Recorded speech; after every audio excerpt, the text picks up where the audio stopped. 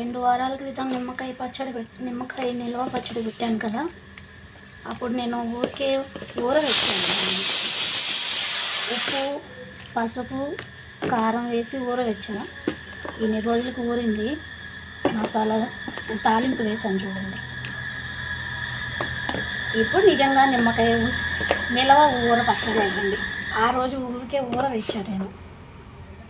ఈరోజు నూనె, ఎండుమిరపకాయలు, జీలకర్ర, ఆవాలు, కొంచెం ఆవపిండి, కొంచెం మెంతిపిండి, ఆయిల్, ఇంగువ అన్నీ వేసి ఈరోజైతే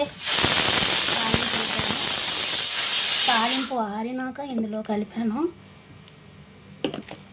ఇప్పుడు పర్ఫెక్ట్ నిమ్మకాయ నిలువ ఊరగాయ అయ్యింది. అవి ఫ్రెండ్స్, మీకు నచ్చిందా లేదా చూడండి. బాగుంది కదా. నేనైతే తిని చూశాను, ఆయిల్ కలపక ముందే తిని చూసా, చాలా బాగుంది. ఇప్పుడైతే ఆ వేడి అన్నంలో వేసుకొని ఇదే తినేది. వేరే కూర ఏం చేయలేదు ఈరోజు. దీన్ని పచ్చడి చూద్దామని చెప్పి చూడండి, గుజ్జు చూడండి ఎలా వచ్చిందో. ఆవు బాగా ఊరింది కూడా. బాగుంది కదా నా నిమ్మకాయ ఊరగాయ.